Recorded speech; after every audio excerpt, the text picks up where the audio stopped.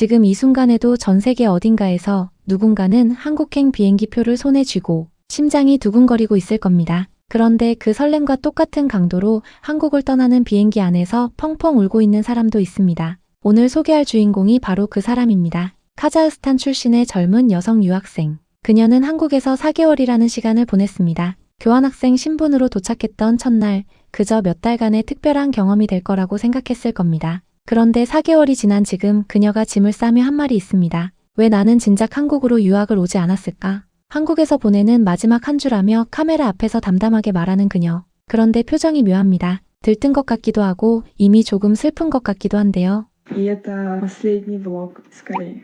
У меня последняя неделя в Корее, и сегодняшний день у нас сегодня очень много планов.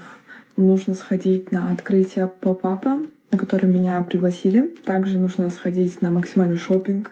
Сегодня большой-большой шопинг-дэй. Я должна купить все подарки своим родным и близким. И все.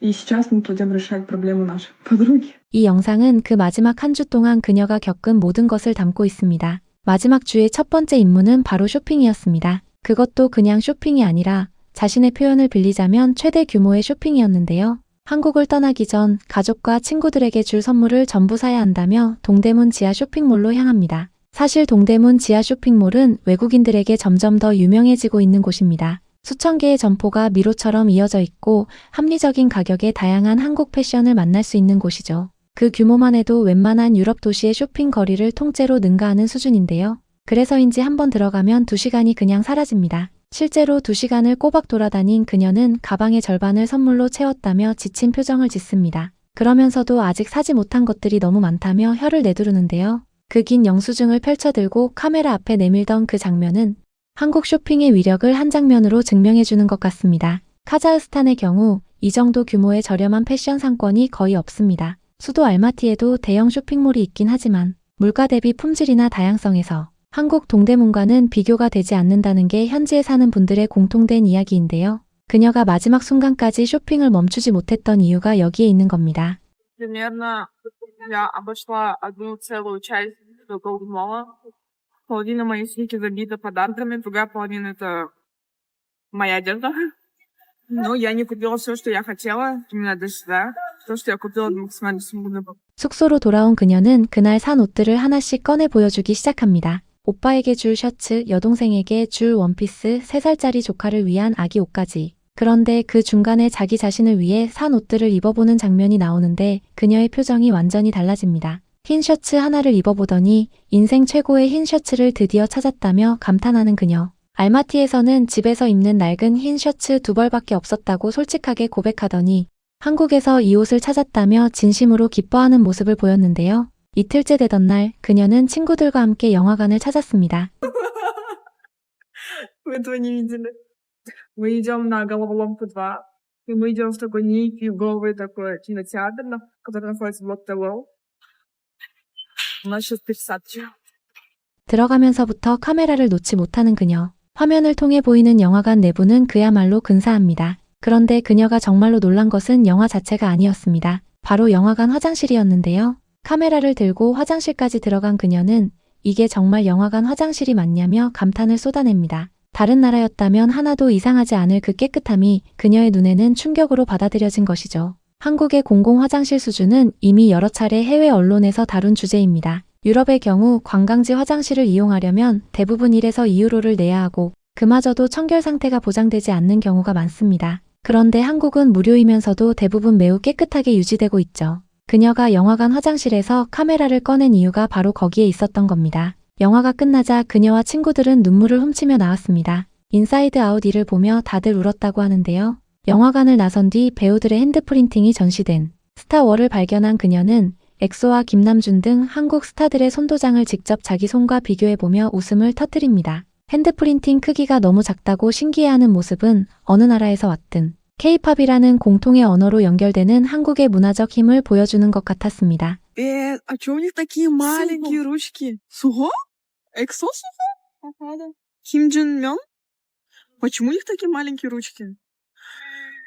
Ким нет? Дио? Эма?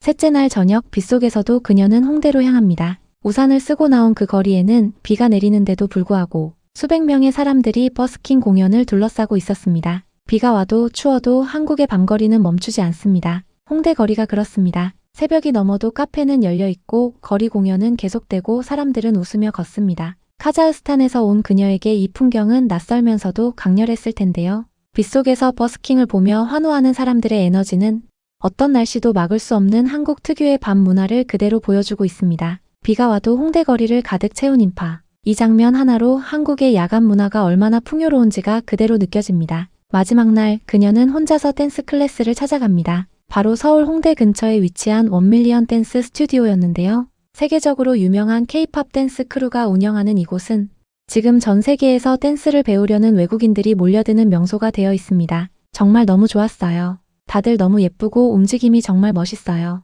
1시간 가까운 댄스 수업을 마친 그녀의 눈이 빛나고 있었습니다. K-팝 댄스를 배우기 위해 전 세계에서 모여드는 외국인들로 스튜디오는 가득 찼고 그 안에서 다 같이 같은 동작을 연습하는 풍경 자체가 하나의 문화현상이 된 것인데요. 이미 유럽과 미국의 여러 K-팝 팬들이 한국 여행의 버킷리스트 1위로 이 댄스 클래스 체험을 꼽고 있다고 하죠. 댄스 수업 하나로 국적도, 언어도 다른 사람들이 한 공간에서 같은 음악에 맞춰 움직이는 이 장면. 이게 바로 K-팝이 만들어낸 한국의 또 다른 힘입니다.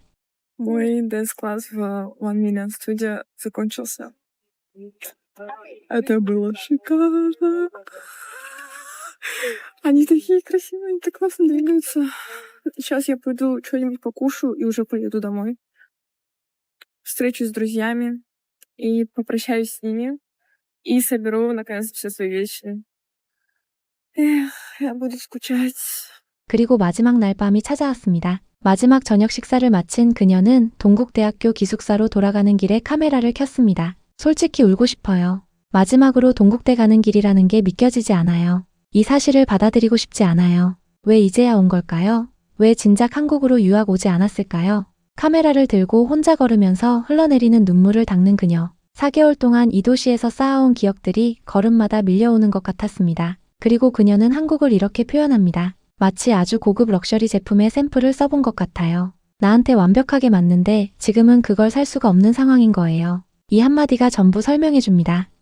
Мне как будто дали попробовать пробник какого-то очень классного люксового продукта, который идеально подходит мне. Но типа, они сейчас out of stock.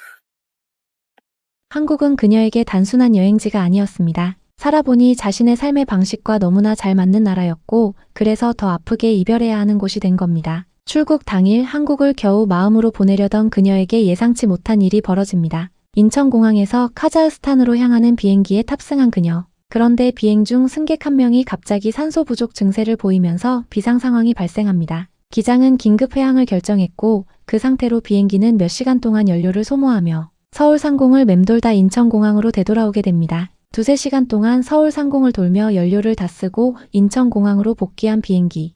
승객 전원이 다시 입국 심사를 받아야 하는 상황이 됐고 결항 소식에 모두가 혼란스러워했습니다. 그런데 이 상황에서 인천공항은 놀라운 대응을 보여줬습니다. 승객 전원에게 호텔과 식사를 제공한 겁니다. 갑작스러운 결항으로 공항에 발이 묶인 수백 명의 승객들에게 숙소와 저녁 식사가 제공됐고 이들은 이튿날 새벽 5시 비행기로 최종 출국하게 됩니다. 인천공항의 이 경험이 그녀에게 또 한 번 한국에 대한 깊은 인상을 남겼을 것입니다. 한국을 떠나기 싫어 울며 걷던 그 골목길. 아마도 그녀는 지금도 그 길을 기억하고 있을 겁니다. 그녀가 남긴 말 중에 가장 마음에 남는 것은 이것이었습니다. 내 영혼, 내 마음이 이 도시에 있다. 그리고 그 마음을 만들어낸 것은 한국인들이 매일 아무렇지 않게 누리는 이 평범한 일상이었습니다. 깨끗한 거리, 비가 와도 활기찬 홍대 밤거리, 영화관, 화장실 하나까지. 그게 바로 한 외국인 유학생을 눈물 흘리게 만든 한국의 진짜 힘이었습니다. 끝까지 시청해주셔서 진심으로 감사드립니다. 영상이 마음에 남으셨다면 구독과 좋아요 한번 눌러주시는 것만으로도 큰 힘이 됩니다. 앞으로도 한국이 자랑스러워지는 따뜻한 이야기를 정성껏 전해드리겠습니다. 감사합니다.